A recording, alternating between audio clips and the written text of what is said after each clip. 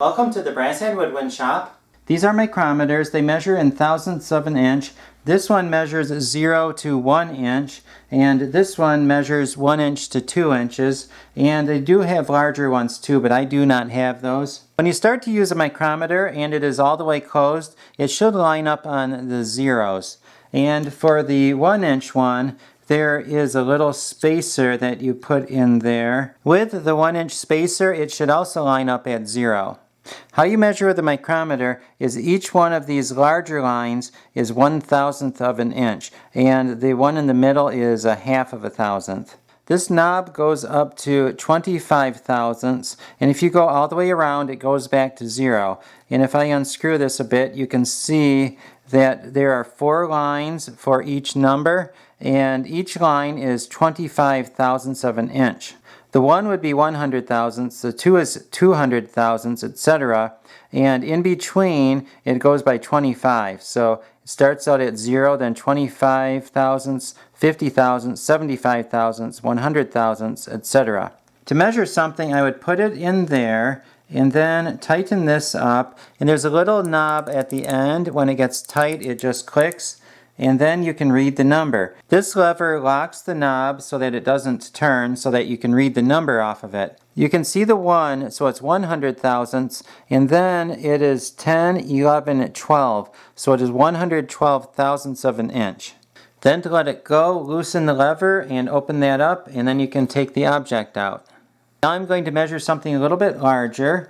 Put that in there and turn that until it clicks. Push the lever, and now I can read the number. It is 600 thousandths, and then 625, 650, 675, and then I'm going to add the 5, 6, 7 to it. So that's 682, a little tiny bit smaller than 682 thousandths. And this is a ground casing manual, and it says right there it's 682 thousandths of an inch. So that is how you use a micrometer. You can use it with 2 hands like this. If your other hand is holding something, you can use it with 1 hand. You do it like this. You put your ring finger through there like that, hold on to it like that, and you can turn it with these 2 fingers. It does make it harder to reach the ratchet, but you can just do it by feel with these 2 fingers. If you are measuring something larger than an inch, you can use the 1 to 2 inch micrometer, and you do that the same way. It's just a little bit larger though.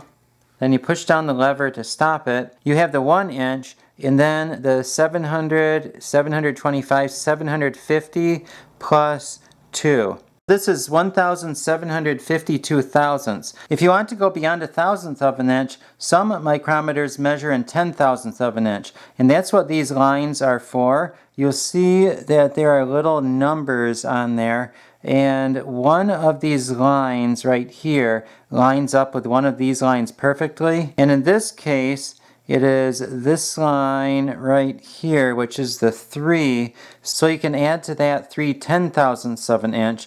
But usually you do not need to be that precise on a measurement.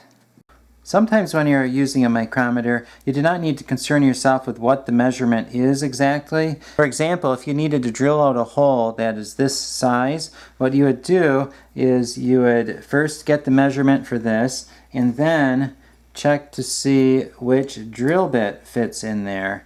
And that drill bit is close, so it is probably the one that is 1 smaller than that. Even without knowing exactly what the size is, I know that this is the drill bit I need to use to drill out a hole that is this size. I hope this video has been helpful. Please subscribe for more band instrument repair videos.